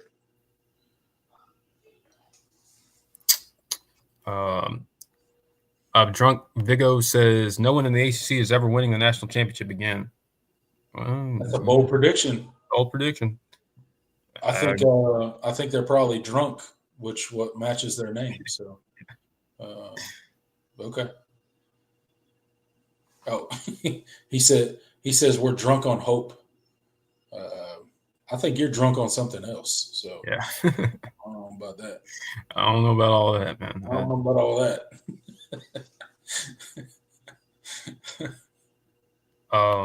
Isaac says the only game I can think of our run defense actually looking good was Virginia Tech and Pitt. Yeah, well, and Virginia Tech running back was hurt, quarterback was hurt. Yeah, Pitt, the whole team was hurt. Yeah, yeah. There's a reason you only remember those games for looking good against the run defense. Both teams were very injured when they faced the Tigers. And I think what should have clued us in on how bad the problems were. The game that did it for me was honestly, it wasn't even like the NC State game in the fourth quarter. It was Stanford.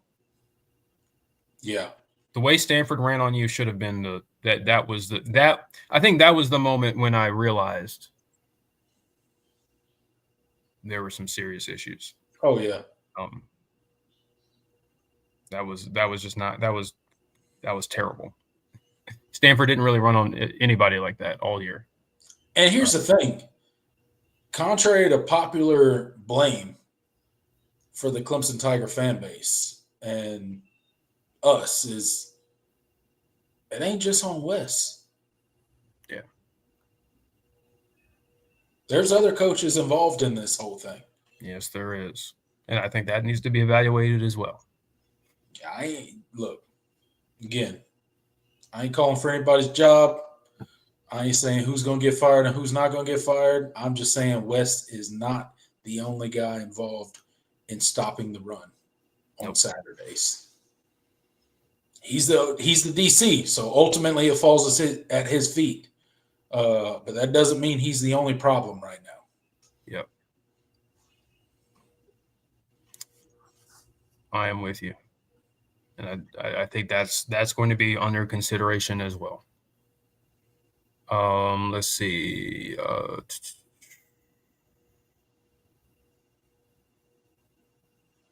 Adam says conferences are too big at this point. Good teams get away with not playing good teams. Yeah, I think the schedule imbalancing this year was pretty evident. I mean, it's always been the case in college football. Like there's always been schedule imbalance. But schedule imbalance with a 12-team playoff, I think that it's just been put on. I don't necessarily think it's gotten worse. I just think it's been put under a bigger microscope because there's in a 4-team playoff. You're just not going to. There's not going to be much pushback on who gets in because they're usually year to year. There's usually 4 teams that are clearly, there were controversies during the 4-team playoff, but it was not very many though. Yeah, and honestly, like but when you expand to 12, there's going to be teams with very. I caution everybody to go back and look at the 4-team playoff. We got a decade's worth of 4-team playoff data, right? Was there ever legitimately a year, Jordan, just off the top of your head, was there ever legitimately a year where there was 4 teams that could have won the national championship? I don't think so. And we've probably had a couple of years with 3. I think the best playoff field ever was that 2019 one with LSU, Clemson, and Ohio State, and then Oklahoma was clearly the outmatched. They were team. outmatched. Yeah, but they were outmatched. I thought any 3 of those teams could have won a national title. Sure. I don't. Outside of that, I can't think of another year like that. And that's kind of my point. Yeah, it's like we spent a decade in the 4-team playoff, and there was never a point where there was 4 legitimate teams that anyone thought could win the college football playoff national championship. But now suddenly we're pretending like there's 12 teams and, so-and-so got blown out, so that means you got the team wrong. No, it just means that it's the same as it always has been. There's only a couple of teams, 2-3 teams that are actually capable of winning the college football national championship. It just is what it is. And I know there's more parity, especially it's not even really NIL that's created parity. It's the transfer portal that has created parity in college football because you're no longer capable of stacking as many 5 stars as you were able to before, right? You're not capable of stacking as many quality guys as you were before because they can go somewhere else and play, right? So there is more parity in college football, but at the same time, like we shouldn't be surprised there's blowouts in the first round of the 12-team playoff. There were blowouts in the 4-team playoff. Like there's only 2 to 3 teams every year that are even capable of winning the national championship. It is what it is, man. Like acting like expanding it to more teams is going to suddenly mean that more teams are capable of winning it is just crazy to me. Like, why do we as college football fans pretend like that's going to be the case just because we put more teams in? So now more teams are capable of winning the national championship. No, they're not. They're just not. It is what it is, man. I don't know what to tell people. Yeah. And it just there's no going back. So like, I mean, we can belabor the point. Yeah, like they're never going to shrink it again. Like and hell, they might actually expand. It might get bigger. Yeah, in a couple of years. We might just need a couple more teams to get blown out, Jordan. Yeah. 12 might not be enough. We might need 16 teams to get blown out. That'll be the magic number. That'll be the ultimate parity number that'll just get college football to where we need it, Jordan. Whatever, man. Whatever. Oh man. The sport has just the way it's become It's just so much. yeah, it's devolving into just everything revolves around the playoff now. It just sucks.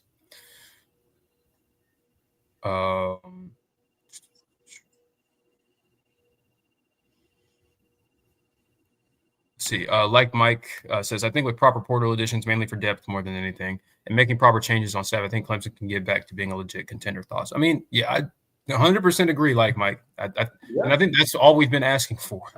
Yeah. You know, I think what Clemson has done, and sorry, not to cut you off, Joe, but like I think what Clemson has done so far this year, like 2024, in the transfer portal, is all that Clemson fans have asked for so far. Is to see a need, obviously at wide receiver where you're going to lose people, and defensive end where we probably should have done it last year, but let's at least do it now, of getting people that, like, there's clearly a problem on the roster. Everybody can see it. If we can see it, they should be able to see it, right? And adding those pieces. It's not about adding, 10 to 12 guys via the portal. It's about adding – 3 to 4 guys to fill holes, to be either a depth piece or a starting piece based off of what your roster is, right? And I think that's what Dabo's done this year. And if that continues, I think you're right. They could be back in the conversation of being legitimate contenders for the national championship, because Clemson's proven the ability to stockpile the talent in order to win a national championship. Dabo's demonstrated the ability to construct a national championship coaching staff. So I don't think there's any reason where that can't happen again if all resources are used properly. Yeah, 100%. Like I don't feel differently about Clemson's ability to win a national championship. Like the ceiling of the program, I think, is still national championship program. But you got to you just have to do things differently now to reach that ceiling. You can't. You're not going to be able to load up on on high caliber talent through the high school ranks, develop them, without addressing roster needs through the portal and you're not going to be able to maintain your roster without competitive NIL. That is what it is. I think Clemson can do both of those things if they really want to. And I think changes are being made and have been made, and you're starting to see some of the dividends of that. And we'll see how they continue to evolve in the offseason and, going forward. All right, let's do a couple more and then get on out of here, because I do want to watch the second half of this game. Yeah, no, it's going to be fun to watch. I'll find John says, my money is on Dabo not yet being finished with transfers too. Yeah, I would think so too. I mean, and from what has been said, I think that's something they're still evaluating. And what Clemson has done this cycle, I think, has been just so refreshing, is that they have reached out to a lot more guys. Like they didn't just zero in on a couple of guys and hope that they would take less money.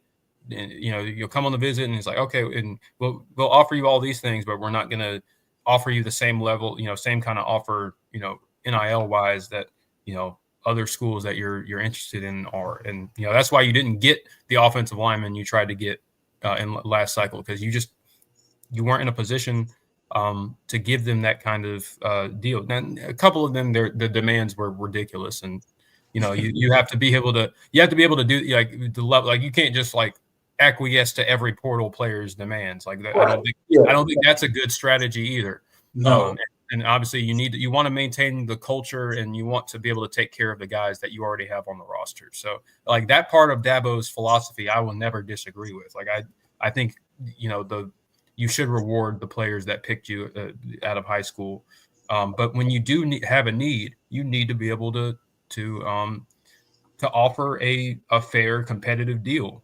Yeah. And I think Clemson did that especially with Will Help.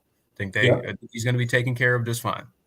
And you went up against a juggernaut as far as money goes in the NIL game in Texas A&M. I mean, everybody knows Texas A&M ain't scared to throw around money. Nope. So, and this is what we've all been talking about as Clemson fans is you don't have to pay these guys the most money. Like, you don't have to outbid a Texas A&M. You don't have to outbid an Ohio State. You don't have to outbid name whatever program you want to name that is highly active in the NIL market and offering guys big deals. You just got to get in the ballpark and then sell the rest of Clemson that's always been attractive to recruits. This is part of the reason that Dabo Swinney has always recruited well at Clemson, because of the structure and the stuff that has been built at Clemson. The facilities, the tutors, the micro internship, the Paul Journey, the name whatever you want, right? The graduation rate, the way that they treat their players, the outings that they go on, all this stuff, right? But you can't sell that if you're not in a competitive market when it comes to NIL. And I think Clemson has now moved into, when it comes to transfers, into the realm of a competitive market. And now you're seeing that stuff being sold and players choosing Clemson over more money at a Texas A&M, right? Yeah, and it's not even like Texas A&M. It's not like Texas A&M. Texas A&M offered him more money. Yeah, 1,000% they offered him more money. Yeah, it wasn't a thing where they let him walk or anything. Like, Texas A&M has a need at defensive end. They've had multiple guys transfer out. They're still looking. And that was a guy that was a priority guy for them that you beat them out for. Like, what? Right. That's a big statement. That's a win, right? Yeah, and that's the realm that Clemson has always needed to operate in. You don't need to be outbidding these other schools. You need to get into the ballpark and then sell the rest of your program. Clemson's program sells itself, especially if they can get a guy on campus. That's always been the thing, right? So when we start doing that, and it seems that Clemson has started doing that, that's the pattern for success. That's the way going forward for Clemson football, and plucking certain people out of the portal. That's how you do it. 100%. And it's already working. And there may be more holes to fill going forward. Who knows? Like, there may be more transfers going forward after this loss. Like, we'll see in the next week or two what our roster is actually going to look like, how many people are actually going to leave, because I guarantee you there's probably a couple losses. There's probably a couple people that are going to hit the portal that have not already. So we'll see what that looks like. 100%. People in here talking about TJ Parker leaving? I doubt it. Yeah, he posted a thank you Clemson post. It just I don't think that's a goodbye. I don't look. Y'all, I don't. If it is, guys, you gotta. That's bad. That's bad. That would be bad, but that is not. No. I'm not gonna sugarcoat that at all. If that's a goodbye, that's bad. I don't believe it's literally just a little thank you Clemson and an orange heart. Like, he didn't make an announcement. It's just the season's over. It's a proud of this team type of thing. Like, why? Yeah. I don't think TJ Parker's going anywhere. And I think if anybody came after him, I think Clemson would do their dangdest to try to retain him in any way they could. Guys, seriously, if TJ didn't leave after last season, he's not going anywhere, man. Like, I just that was the time to leave. Anything. I mean, to think that he had, like, reached out, he tried. he's been pursued. Yeah, him and Peter Woods. Heavily. By other programs, as has your point, Peter Woods. So I don't think he's going anywhere. But if he is, that's not good. Also, I think Clemson would do everything in their power to try to keep him and offer whatever package would mean that he would stay. So TJ. First of all, TJ is already being taken care of very well right now, and the way Clemson has structured their NIL, like he's going to get more. Like there's no question about that, especially with how he performed this year, 11 sacks. Your most disruptive defensive end by far. Put a all ACC type and potentially all American, type of season this year. Yeah, no, TJ is going to be well taken care of. No doubt about it. Jordan, we got a super chat to get to. Yes, we do. A $20 one from Axel. Thank you so much. Greatly appreciate it. He says, "Happy holidays, man! Thank you so much for supporting the channel. It helps out what me and Jordan do here. Look, me and Jordan don't make any money from this channel. Okay, there's no secret out there. Okay, we do this because we love talking about Clemson football. We love talking about college football, and that's all we ever want. Okay, but every time you guys super chat or like the show or comment or support the show in any way, it's humbling. So I appreciate you, Axel, for your $20 super chat, and everybody in here who's commenting, the 113 people who are in here watching us right now. We appreciate it. Hit that like button. Consider subscribing. We do this year round. By the way, we do receive, part of your super chat. So don't think like it. Oh yeah. No. I want people to a little bit from it, but yeah. No, this YouTube takes its part, and YouTube takes its part, and this helps us continue doing what we're doing. So anytime we receive any sort of monetary value from you guys, it is greatly appreciated, and it just lets us know that we're doing the right thing here. But to read his message, he says, "Happy holidays, TPC and JB. Appreciate all y'all do and hope for a slightly better result next year.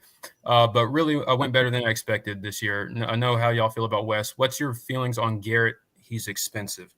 Yeah. I think that's a good question. I think the reviews on Garrett Riley this season are going to be mixed, but I certainly have had my frustrations with him. But I think you saw enough this year that barring him going and taking another job, I would expect him to be the offensive coordinator in 2025. I think the progression of Cade Klubnik was evident, and the offense, the jump the offense made from last season was pretty remarkable, even with some of the struggles in some games. Like that can't be discounted, and of course not having a healthy running back certainly played a part in some of the offensive performances, especially late in the year. So I think Garrett, he's going to have to have more to prove next season. But I think the core of this offense, I think he's going to have a lot to work with. If you get this group back, and I think he's the one that they're familiar with the scheme. I think the continuity would be what you want, and so.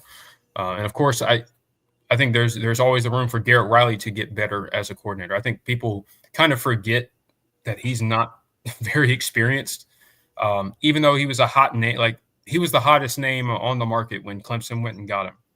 But he's still, this is his first job, not being under Sonny Dykes. This is right. He's only his second year calling plays without Sonny Dykes, by the way. So. It just, I think he himself has had to go through some growing pains. And so while I don't love that you have another coordinator that's, learning as he goes, but he certainly was more qualified for this job than anyway. I think that he does have an offensive mind, and he does have he does have a bright future in this sport. And so I think if you can have him for another season, and especially if Cade Klubnik is your quarterback, I think that's the right way to go. Look, Jordan, I think I agree with you. I think Wes Goodwin is probably not Wes Goodwin. Excuse me, Garrett Riley. Excuse me. Is going to get another year of opportunity with this Clemson Tiger offense. I think the growth that he's shown from year 1 to year 2 is immense. I think it's commendable. Do I think it's satisfactory? No. There needs to be more growth. There needs to be more evolution in this offense. There needs to be more flexibility. There needs to be more answers when defenses start taking away things that you do well. With that said, I think Dabo Swinney's going to give him a third year as the Clemson offensive coordinator. And to your point, I think people do forget how young Garrett Riley is. And I think they do forget that he's never called plays outside of his mentorship with Sonny Dykes and people of that nature besides the 2 years that he has at Clemson. Right? You see the growth. You see the maturity as a play caller. You see the improvements from an offensive production standpoint. And I think you could expect more growth this offseason. Yeah. Because I think he's a guy that knows that he needs to get better. And I think much like Cade Klubnik, he's willing to put in the work. So I hear the concerns of the Clemson Tiger fan base. We have a lot of the same concerns, probably all of the same concerns as you guys do. But I think he's going to get another opportunity because of the growth that he's shown from year 1 to year 2. So, again, Axel, thank you for your $20 super chat. Jordan, we got another super chat to get to. Yes, we do. Walter, thank you so much for the $5. It's greatly appreciated. He asks, if Adam moves to running back, don't we need another wide receiver out of the portal? And I do think that that's something that Clemson is actively looking at. They've had some targets that have committed elsewhere. You know, they've done their work in terms of, you know, kind of putting the feelers out for certain guys. And just, you know, some guys we're willing to wait. Some are not. And so you have to, and a lot of their decision is going to be, you know, based on, you know, who leaves and all of that. And of course, if Adam is making the full-time transition to running back, you know, that does mean, you know, potentially you have to address, that's another need at wide receiver that you need to address. So, you know, we'll see what direction they go. Of course, you do have the incoming freshman and Juju Preston and I believe Marquise Henderson will count towards the wide receiver numbers as well. But, you know, there still might be a need there because you do have, you know, Troy Stellato and Noble Johnson are gone. And you added one. And I guess depending on what happens with Antonio Williams, that'll also play a role. So yeah, the wide receiver room right now is you know, that's a room that's we'll know a lot more once these decisions come out about what direction Clemson needs to go as far as addressing needs there. So, you know, Tristan Smith is a good addition, and now we'll see kind of whether or not they need to add another one. Yeah, absolutely. Completely agree with you. Walter, thank you for the $5 super chat. Thank you so much for joining the show and supporting the show. Yeah, absolutely. All right. Second half is starting. Let's do one more, and then I think we can get on out of here. I want to get somebody I have not. Quick, before you get to that, Jordan, go ahead and search for your last question while I'm doing this. But we have I'm going to check it live. We got 75 likes and 105 people. Get me to 100 likes. Get me to 100 likes. Please, please, please. Thank you guys so much. It's free, and it's the best way to help the channel. Thank you guys so much for being in here. I appreciate you guys hanging out with us for 2 hours that we've been on the show tonight. You guys are amazing. I hope that the non-Clemson fans that are in here tonight will consider hanging out with us for the long term. We will do a weekly show year-round. Every Wednesday, 8 p.m., we'll do a show talking about Clemson football, talking about college football, and everything in between with no offseason and no breaks. So come hang out with us, hit that like button, share the video, subscribe to the channel, and thank you guys so much for being here. Even if it is just to laugh at our expense because we lost to the Texas Longhorns in Austin, Texas tonight. It's okay if that's what you're here to do. Yeah, I support that because that is college football. And I would do the same. Yeah, I've done the same. We have done the same on this channel. So no shame in it. No shame in it. Come in here, talk your trash, and we appreciate you being here. All right. Adam says that I think Marquise Henderson is extremely underrated as a running back. Yeah, I mean, I think he's one of the best players, if not the best player in the state. You know, just as far as and you know the offense that he's in, and at BHP, I think he had to carry a lot of the load in that state title game. I went and watched some of his highlights, man, but he's so dynamic. And I'm excited to see how Clemson uses him because he's going to have sort of a hybrid role. I think he's going to, like I said, I think he's going to count towards the wide receiver numbers, but they're going to use him in a lot of different ways, and I'm excited to see. He has a lot of utility in this offense, and just you can't teach that level of speed and athleticism. So I think he's going to be a fun player to watch when he gets on campus. Absolutely. 1,000%. I said that was going to be the last one, but John asked, is Clemson Voice of College Football off next week? Nope. What is next Wednesday? Next Wednesday might be. Is that Christmas Day? Christmas Day? I believe that is Christmas Day. We might actually be off next week. We have not thought about that. All right. Yeah, we will not be here next probably Wednesday. Will be off next week. You want to do it another day, Jordan? Or we will. We'll definitely have a conversation about that. Yeah, look here, y'all. Of course, if you guys are subscribed, hit the notification bell as well. Check the community tab. Of course, we always put announcements for any sort of scheduling thing. Yeah. There will be a schedule change next week. Yeah. But we will bring you a show sometime next week. Yeah. Promise you that. Me and Jordan will work out a time and a date that'll work for both of us, and we'll bring you a show next week sometime. It will not be Wednesday. It will not be at 8 p.m.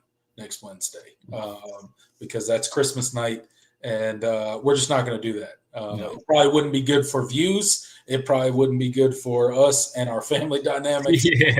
So we're not going to do that, but we will absolutely do a show next week. It'll just be on a different date and time. Stay tuned to the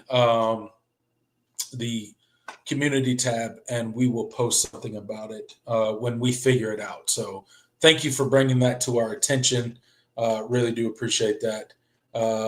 Intelligent Savage says, hit that like button. Y'all listen to him. Yes. He knows what he's talking about. Okay. So just for you people. It's in the name, man. He's intelligent. Yeah. He knows what he's talking about. Okay. So don't second guess him. Just do what he says. Hit that like button. Isaac Smith says, Merry Christmas, fellas. What's the next time you're on? Well, stay tuned. We'll let you know. It won't be Wednesday, 8 p.m., our normal scheduled time.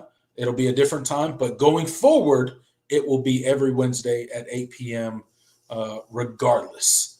of the offseason. So we'll be on here talking the rest of the college football playoffs. We'll be following it. We'll be talking about it. We'll be talking about Clemson. We'll be talking about the transfer portal. We'll be talking about all the stuff going on in college football. So stay tuned for that. We got 80 people in the live chat right now. Thank you guys so much for being in here. Really do appreciate you guys. But yeah, Jordan, I think that does it for the show tonight.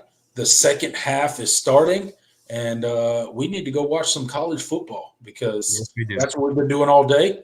And I think we've done a good job of giving our raw reaction to the Clemson-Texas game. And now it's time to turn the page and go watch Ohio State beat up on that Tennessee team. Hey, Tennessee got back in. It's 21-10. We'll see. We'll see. I thought Tennessee was going to win the game. Full transparency. So, me too. Clearly, don't listen to me for any picks. Go check out the Voice of College Football bets, though. Maybe Mark Rogers.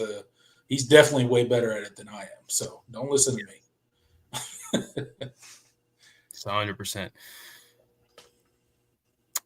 All right, y'all. And that does it for us. Yep, that's going to do it. Stay tuned to the community tab. Until next time, I'm Tiger Paul Craven. He's Jordan Bowman. I hope you guys have a Merry Christmas. I hope you guys get to spend it with friends and family. And you have a great holidays. But stay tuned to the community tab, and we will post when our next episode will be this coming week. But until then, I'm Tiger Paul Craven. He's Jordan Bowman. Go Tigers. Later, y'all. Merry Christmas.